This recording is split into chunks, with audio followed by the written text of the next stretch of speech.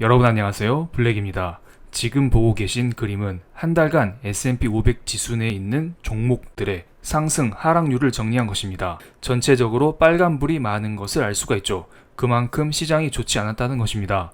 그중 압도적으로 낙폭이 큰 종목을 꼽자면 노란색 박스친 테슬라를 들 수가 있습니다.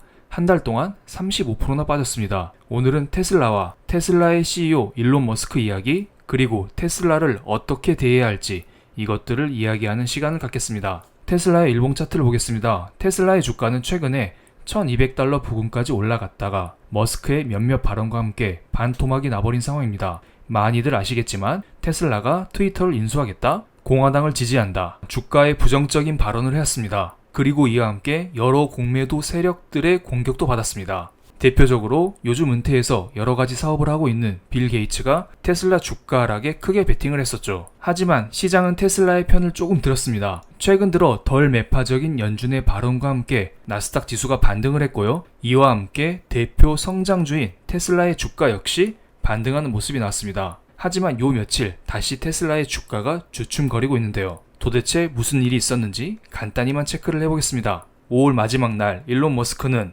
직원들에 보낸 이메일에서 모든 직원들은 사무실에서 일주일에 40시간 이상 일해야 한다면서 사무실에 나타나지 않는 직원은 퇴사한 것으로 간주하겠다고 밝혔습니다. 우리나라 사람이 보기에는 약간 이상할 수 있습니다. 일주일에 40시간 일하면 괜찮은 거 아니야? 하루에 8시간이면 딱 적당한데 무슨 문제가 되냐? 이런 이야기를 하실 수도 있겠는데요. 지금 미국에서는 코로나 때문에 재택근무가 보편화되어 있습니다. 하지만 최근에 코로나 확진자 수가 점점 줄어들면서 재택근무 인력들이 사무실로 복귀를 하고 있는데요. 그런데 많은 기업들이 코로나 방역 완화에도 직원들이 선호하는 재택근무를 쉽사리 풀지 못하고 있습니다. 왜냐하면 직원들을 다시 사무실로 불러오면 직원들이 퇴사할 수도 있기 때문입니다. 요즘에는 사람 구하기가 매우 힘든 상황입니다. 특히 미국은 인력난이 더욱더 심각하기 때문에 쉽사리 직원들에게 뭐라 함부로 하지 못하는 상황입니다. 그런데 머스크는 이런 거 다 무시하고 강한 발언을 하고 있습니다. 머스크는 직급이 높은 임직원일수록 사무실에 나와서 존재감을 보여줄 것을 요구했습니다. 내가 과거에 공장에서 살다시피 하지 않았으면 테슬라는 일찍이 파산했을 거야. 너네들도 나처럼 일해. 약간은 꼰대스러운 발언을 하기도 했습니다. 하지만 테슬라가 이번 조치로 경쟁사의 인재들을 빼앗길 것이라는 전망도 있습니다. 대퇴사 시대인 현재 재택근무를 비롯한 근무 유연성이 인재들을 끌어올 핵심 유인책이 되었기 때문이죠. 그래서 많은 빅테크 기업들도 재택근무를 허용을 하고 있습니다. 여기에 에어비앤비는 직원들이 원할 때 언제든지 재택근무를 할 수 있게도 했고요. 게다가 머스크가 인수 작업 중인 트위터 역시 재택근무를 허용하고 있죠. 만약에 트위터가 테슬라에게 인수되면 트위터는 재택근무를 할 수 없을 거라 봅니다. 머스크가 있기 때문이죠. 이런 머스크의 발언과 함께 5월 달에 테크 기업들의 해고가 많이 늘었습니다. 이것은 최근 1년 동안 테크 기업들의 해고 인력 수가 정리된 것인데요. 작년 6월, 7월, 8월, 9월 이때 한참 해고를 하다가 올해 초에는 해고가 거의 없었습니다. 그러다가 5월 달에 해고 인력들이 엄청 늘었죠. 도대체 미국에 무슨 일이 있었던 것일까요? 제가 볼 때에는 아무래도 인플레이션이 심해지면서 기업들 입장에서는 비용 부담으로 작용할 수밖에 없을 거라 보고요. 머스크도 이것을 미리 인지하고 있는 게 아닐까요? 지금 테슬라가 잘 나가고 있긴 하지만 앞으로 어떻게 될지 모르니까 미리 대비하는 차원에서 사람들에게 엄포를 지르면서 인력을 조금씩 조절하는 것으로 보입니다. 그래서 그 다음날 머스크는 경제 상황이 좋지 않다, 슈퍼 배드 필링이 든다, 이런 말을 하면서 직원 10%를 줄이고 고용을 동결한다는 계획을 밝혔습니다. 다만 자동차와 배터리팩 생산 분야, 태양열 설치 분야 이런 직원들은 감원 대상이 아니라고 설명을 했습니다. 그냥 대놓고 비용 절감 차원에서 너네를 자를게, 이런 이야기를 하고 있습니다. 어떻게 보면 재택근무 인력들을 자르겠다, 이것은 약간 핑계에 불과할지도 모르겠습니다. 그래서 직원 10%를 줄이겠다는 발언을 한 이날 테슬라의 주가 역시 10% 가까이 떨어졌습니다. 10% 줄이니까 10%가 바로 떨어지네요. 머스크의 이러한 발언들은 바로 미국의 대통령 바이든을 자극했는데요. 바이든은 민주당 출신입니다. 노조 이런 것을 중요시 여기는데 테슬라는 지금 노조가 없습니다. 그래서 평소에 테슬라와 바이든 대통령의 사이가 그렇게 좋지 않아요.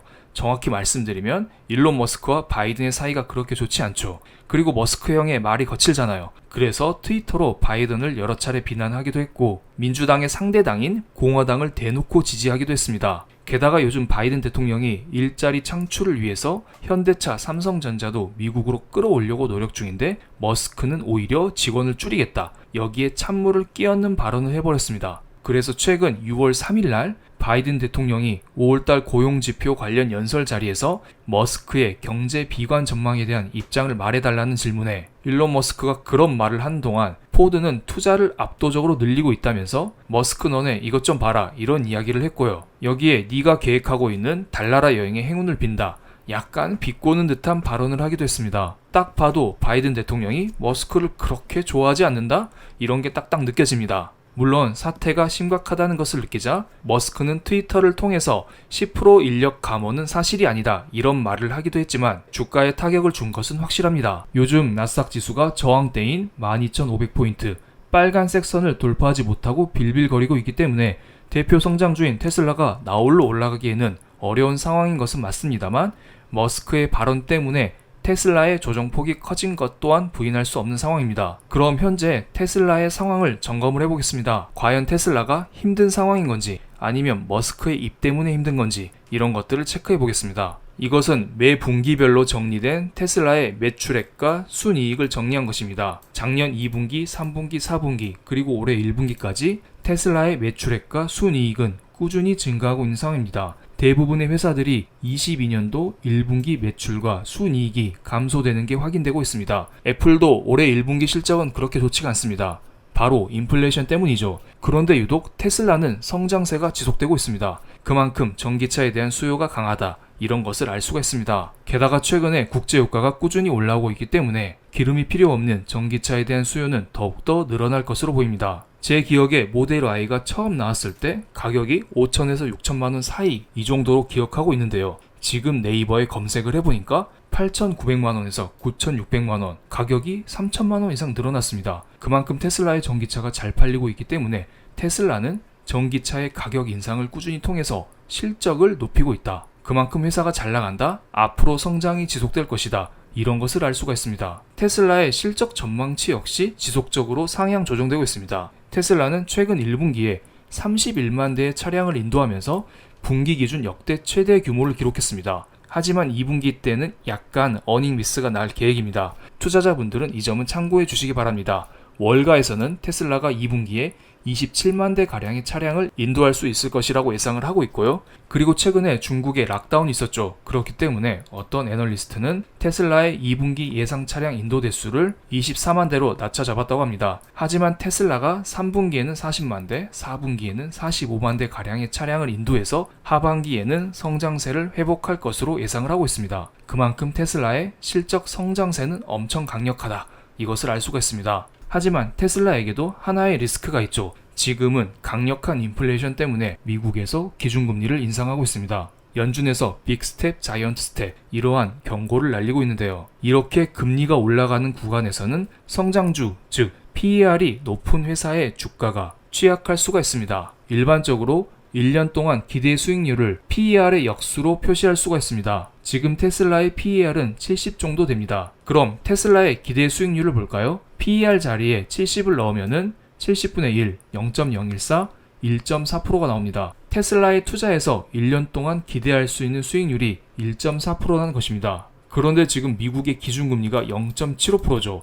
아마 예금금리는 1에서 2% 정도 될 거라고 봅니다. 그렇다는 것은 은행에 넣어두나 테슬라에 넣어두나 기대의 수익률이 비슷하다는 것입니다. 그런데 앞으로 금리가 계속 올라가게 되면 은행의 예금 금리 역시 지속적으로 올라갈 수밖에 없을 것으로 보이고요. 이런 상황에서는 많은 사람들이 테슬라에 투자하기보다는 안정적인 은행 예금으로 돌아갈 수가 있습니다. 그런데 테슬라 역시 꾸준히 성장하고 있습니다. 테슬라가 성장하는 만큼 PER은 떨어질 것이고요. 그렇다면 기대 수익률 역시 꾸준히 올라갈 수 있을 거라 봅니다. 그렇기 때문에 매크로 상황만 봐서는 테슬라 같은 성장주가 그렇게 좋지 않습니다. 하지만 테슬라의 개별 기업 상황을 보면은 매우 좋은 상황이죠. 그래서 올 한 해는 느긋하게 보는 게 중요합니다. 많은 사람들이 최근 저의 영상을 보시고 말을 정말 애매하게 한다, 똑바로 말해달라 이런 이야기를 하시는데요. 저는 이번 영상과 비슷하게 지속적으로 이야기를 드리고 있습니다. 지금처럼 인플레이션 구간, 금리 인상 구간에서는 성장주가 폭락하지 않습니다. 망한다는 게 아닙니다.